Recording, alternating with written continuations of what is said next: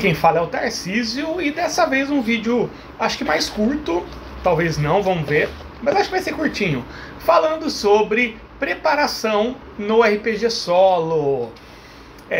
Eu noto que tem muita gente que principalmente a galera que está chegando no RPG solo, quando começa a engrenar, né, sempre tem essa preferência pelo negócio do improviso, pelo negócio de não ter que preparar. Isso acaba sendo um grande chamativo, porque dentre os infinitos motivos que pode levar alguém a jogar solo, a falta de tempo é um deles, a falta de tempo para preparar é um deles, e logicamente o RPG solo ele tem ferramentas mais que suficientes para a gente poder pular essa parte da preparação.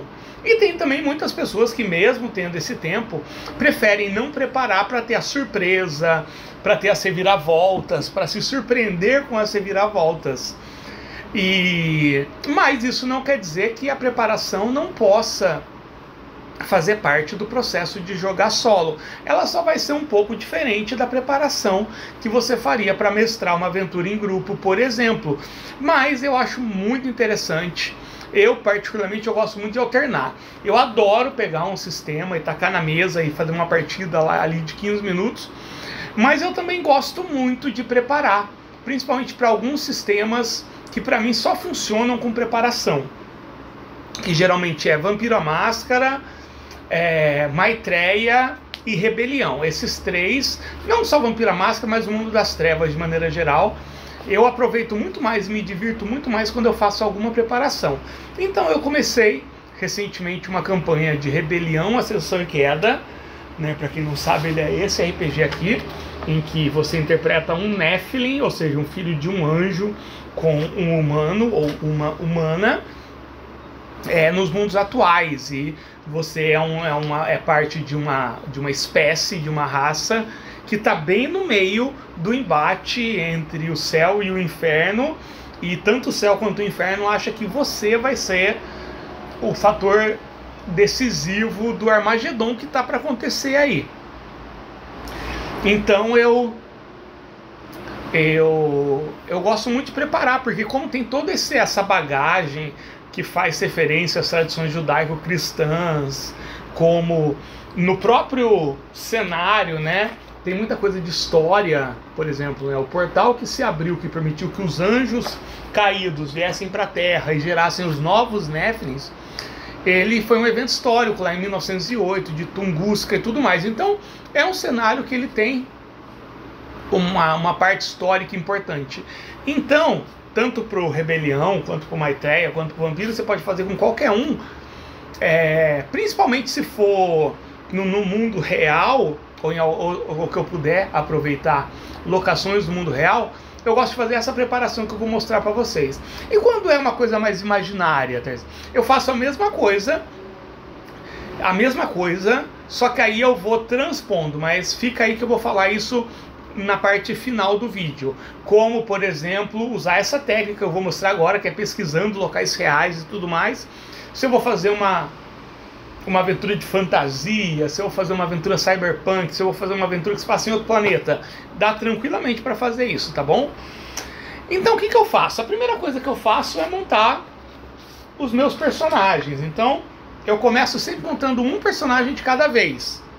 Então eu decidi que essa minha campanha ela vai ter 3 personagens principais, 3 personagens que eu vou controlar. Só que eu não quero esperar montar os 3, principalmente porque a Maitreya não é tão, o Rebelião, montar o personagem não é tão rápido quanto é num 3DT ou num Dominus, né? Então eu montei a primeira, que foi a Samara Albuquerque. Já é o suficiente para eu começar a jogar. Eu também tenho essa. Não estenda a sua preparação até o ponto em que ou você vai perder o interesse, porque está demorando demais para começar, e a gente perde o interesse. Não adianta você falar que não perde. Eu acho que você até pode dar exemplo das vezes em que você preparou tanto e acabou nem jogando, né?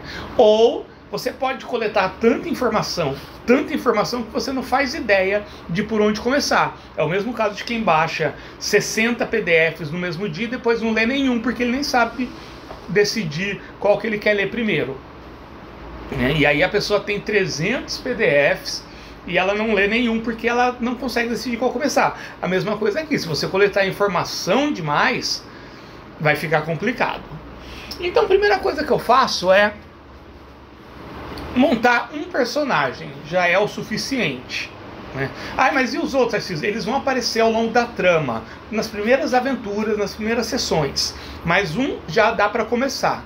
Por quê? Porque você começa e você vai ver aquela história entrando dentro da sua pesquisa. Isso dá um sentimento assim, nossa, que da hora, eu quero saber mais sobre isso, que você não vai ter isso se você for esticando esse tempo de preparação. Então, minha dica é, a principal dica de tudo que eu estou falando aqui, a preparação no RPG solo, ela é muito bacana, mas ela funciona muito melhor se ela for curta, tá?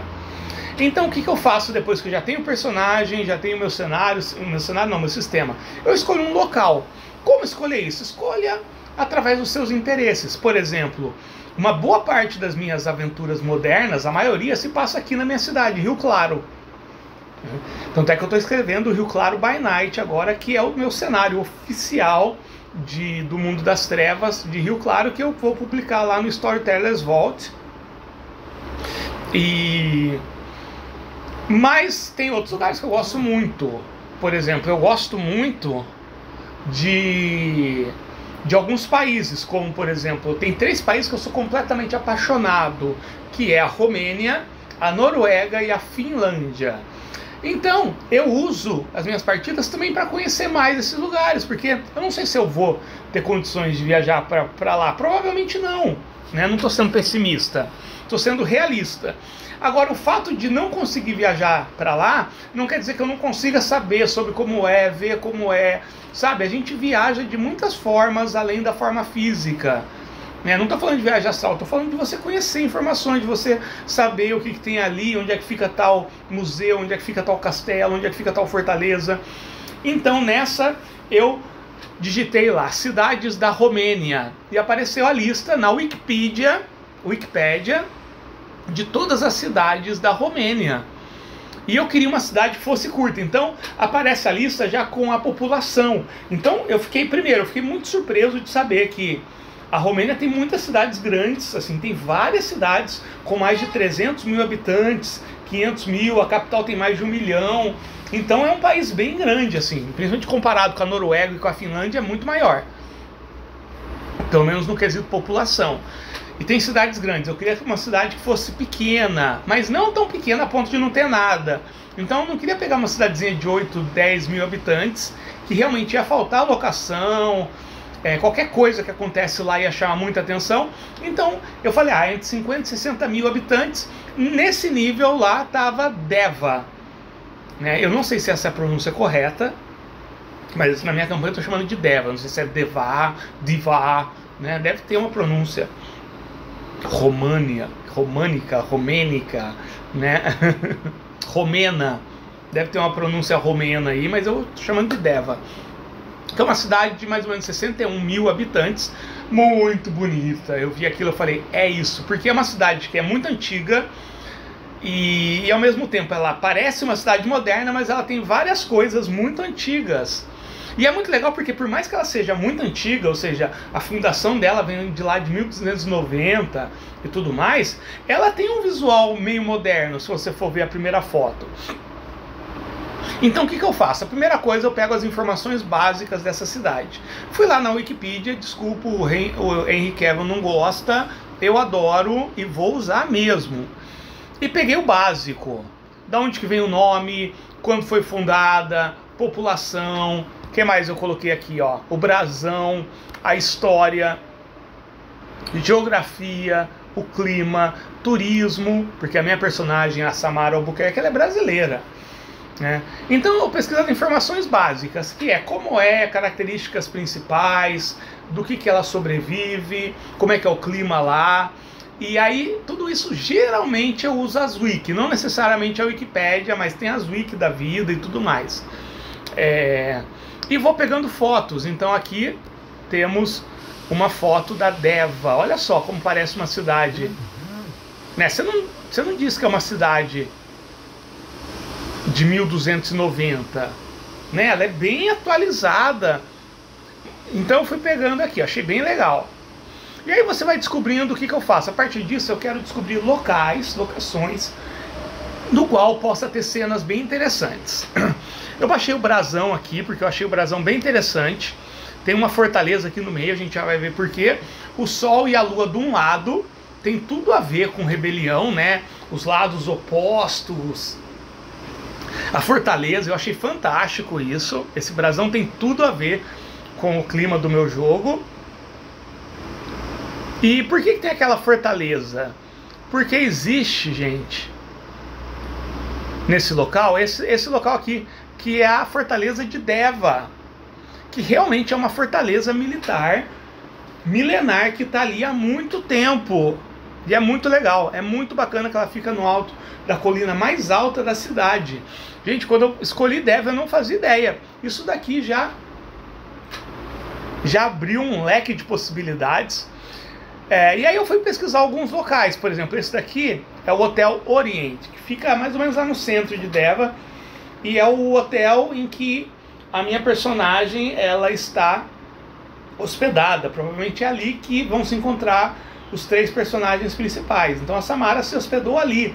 E aí, através de testes e tudo mais, eu descobri que esse local ele é conhecido entre os Nephilims da Europa, porque ele é um ponto em que os manifestos, que são os poderes dos Nephilims, funcionam de forma mais eficaz nas proximidades desse hotel. Não se sabe por quê, mas então a chance dela encontrar Nephilims ali é bem grande, o que facilita de eu inserir os outros 2 personagens principais. Aí eu dei uma passeada, eu fui lá no Google View, dei uma passeada, vi como é que né, todo o entorno desse local, muito bacana. Que mais? Aqui é um lugar interessante, porque como a minha personagem, a Samara, ela é toda intelectual, investigadora, ela é investigadora do oculto, do místico. Ela é tipo ela é uma escritora que escreve sobre ocultismo. Então quando ela chega num local, logicamente ela procura essas coisas, e bibliotecas em monastérios são locais onde se encontra muito material. Posso falar por experiência própria, na época em que eu vivia no monastério. Então eu descobri que existe, eu fui pesquisar Deva, monastério mais próximo. Eu pesquisei em inglês para ser mais fácil, mas daria para pesquisar em português. E apareceu que tem um monastério franciscano, que é justamente esse. É um mosteiro franciscano, Todo mosteiro tem uma biblioteca. Eu esqueci de colocar uma foto aqui, mas eu já mostro para vocês. E do lado desse monastério tem a capela, essa igreja franciscana, que ela é muito visitada lá em Deva. E além disso, eu precisaria, como consequência da minha primeira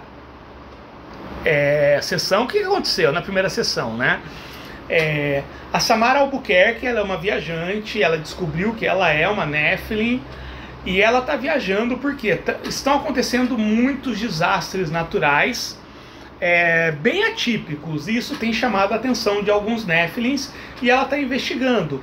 E ela tem a capacidade de contactar os mortos, então ela tem um manifesto que chama Ouija, e ao mesmo tempo ela tem muitos conhecimentos de métodos divinatórios. E esses métodos mais o manifesto Ouija mostraram para ela que Deva é uma cidade onde vai acontecer alguma coisa relacionada a isso. Então ela vai para lá antes para ver se ela percebe, porque ninguém sabe o que está causando isso e de que forma isso se relaciona com essa grande guerra entre céu e inferno que está acontecendo no mundo. Então ela vai lá, ela descobre que as pessoas estão agindo de forma estranha, elas estão mais nervosas, elas estão mais aceleradas, mais ansiosas, e ela decide investigar na biblioteca desse mosteiro franciscano. Ela não consegue uma reunião com o abade, porque eles estão numa reunião se reunindo muito, que ela acha estranho, ela acha que pode ter a ver com isso.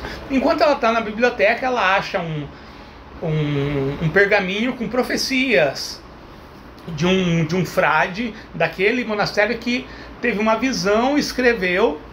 Era o abade Acroc. né? Então ele escreveu profecias sobre o fim dos tempos.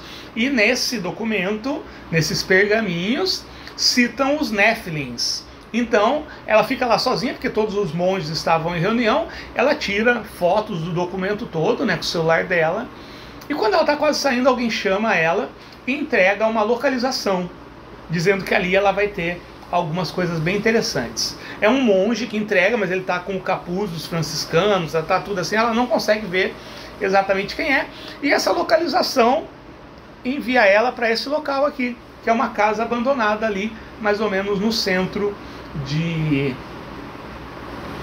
Deva. Só que ela volta para o hotel primeiro. Então, na próxima sessão ela vai visitar isso daí, mas eu já decidi que nesse hotel vai ter o encontro dela com os outros Néfilins, 3 personagens principais. Vamos ver o que vai acontecer, qual que vai ser a relação, o que trouxe cada um, porque eu ainda não montei esses outros 2, né? Eu vou controlar os 3, então logicamente eles não vão tretar. Mas de que forma que vai se dar esse conhecimento, de que forma que eu vou conectar um no outro? Gente, tudo isso me gastou 1 hora, 1h30, no máximo 2 horas de pesquisa, tá? Infelizmente eu esqueci de colocar aqui a foto da biblioteca, que eu achei uma foto da biblioteca do monastério, né? E é muito legal porque também aí eu fui no YouTube, você tem guias, você tem vídeos de turistas que foram lá em Deva, é muito legal. Hoje em dia, gente tem cada ferramenta maravilhosa na nossa mão para fazer uma preparação, e assim, eu estou imerso nisso. Eu fiz uma sessão, minha sessão teve mais ou menos uns 40 minutos e foi maravilhoso, assim, um grau de imersão, que assim, sério, sabe quando você pega, nossa, eu estou jogando? Porque na minha cabeça eu estava lá visitando o monastério, eu no caso no papel da Samara. E foi incrível, assim, foi uma das melhores experiências que eu já tive com RPG e recomendo demais que vocês façam isso. E eu vou juntando tudo isso num documento, aí vou pegando e colando no Word. Por quê? Porque fica o registro disso, conforme as cenas vão se passando e vão entrando novos elementos, eu vou colocando ali. Isso daqui pode servir para futuras aventuras, futuras campanhas. Ah, eu quero jogar, mas não tô afim de fazer essa pesquisa. Vamos para Deva, já está tudo pronto ali. Só que em vez de eu ir lá para o monastério, eu posso procurar outros lugares. Ah, aqui nessa foto, olha só, né? Você vem aqui, por exemplo, nessa foto. Aí você vê, pô, tem um casarão aqui, hein? Será que é um hotel? Será que é um prédio? Eu posso, vou lá ver o que é. Então, gente, isso daqui é um material que ele serve para sempre aí. Então fica a minha dica, preparação no RPG solo.